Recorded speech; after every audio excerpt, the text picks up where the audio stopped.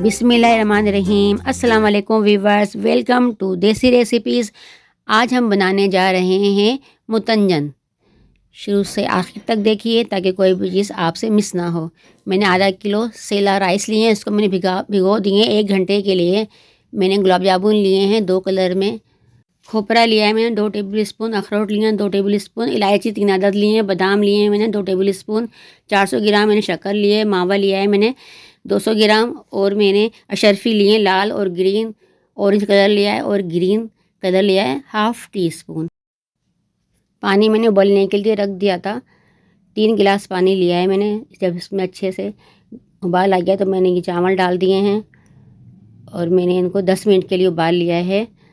1 कनी रखी है मैंने इसमें, और मैंने ये 100 ग्राम घी लिया है और 4 अदद इलायची मैंने डाल के इसको ब्राउन कर लिए हैं, और मैंने 400 ग्राम शक्कर इसमें ऐड की है और आधा गिलास पानी मैंने इसमें ऐड किया है। मैं इसको अच्छे से पका लूँगी शीरा बनने तक।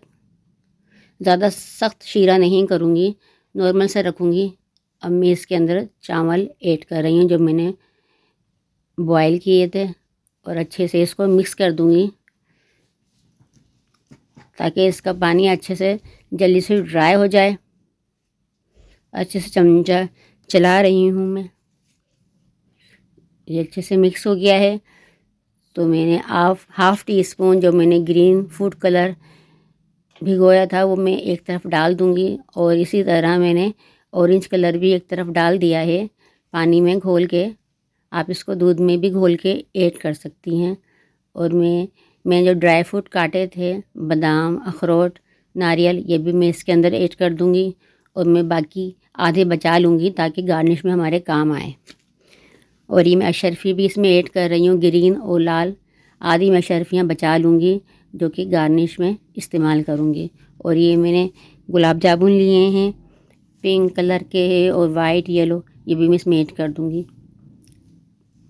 ये हमारी मुतंजन की रेसिपी तैयार है।